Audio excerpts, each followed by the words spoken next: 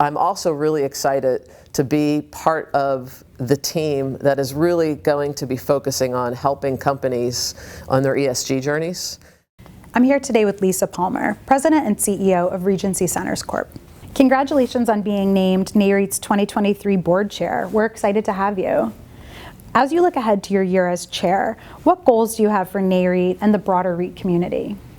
Thank you, Diane. I'm really excited to be chair.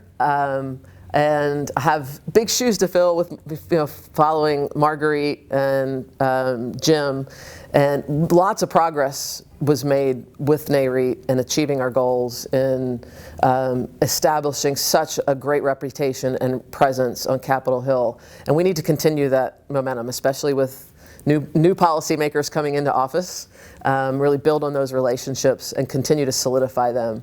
And I'm also really excited to be part of the team that is really going to be focusing on helping companies on their ESG journeys. To bring my perspective from some of the great things I think that we're doing at Regency, both again in every aspect, from the E and the S.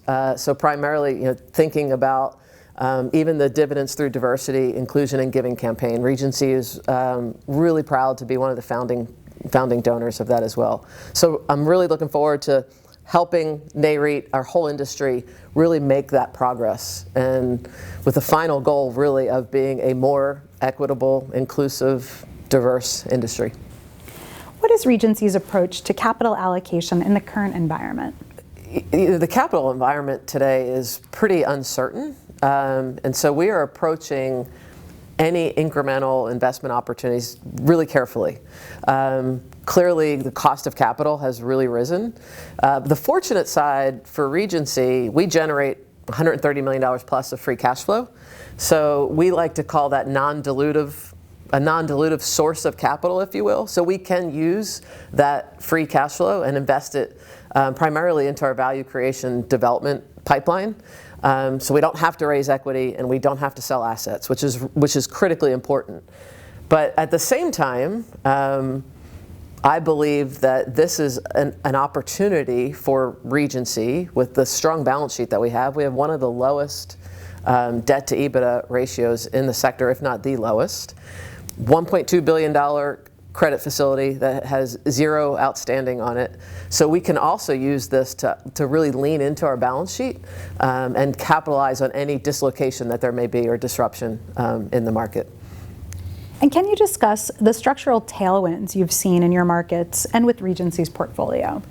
Yeah, so we talk about structural tailwinds post-pandemic because there are clearly some trends that we believe are long-term and here to stay. Two primary ones that really benefit neighborhood community shopping centers. So we have what we like to call micro-migration.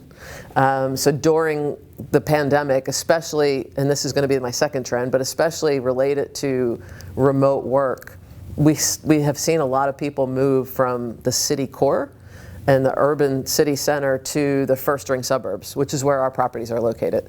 So we're seeing population growth and income growth in our trade areas.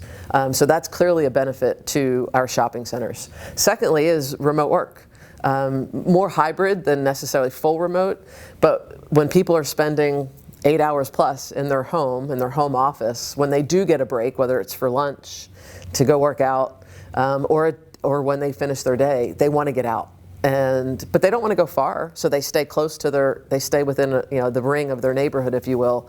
And so we're seeing foot traffic fully recovered as a result of that. And sales, restaurant sales, all of our merchant sales really up over even pre-pandemic. And you recently put out an SBTI-endorsed greenhouse gas emission target. Tell us about the strategy to achieve that goal. So at Regency, we have one of our foundational strategies we call embodied responsibility.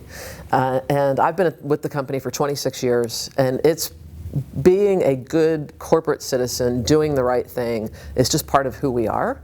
And from an ESG and the E part of ESG, we're really committed to it. And just this year we announced a goal to reduce absolute scope 1 and 2 GHG emissions by 28% by 2030. And that was endorsed by SBTI in line with the Paris Agreement. We also put forth a goal to be net zero by 2050. And we are really committed to measuring that. We're primarily going to achieve those goals, especially the 2030, through LED lighting conversions and also renewable energy with on-site solar generation. And again, embodied sustainability is a foundational strategy and one we're really committed to.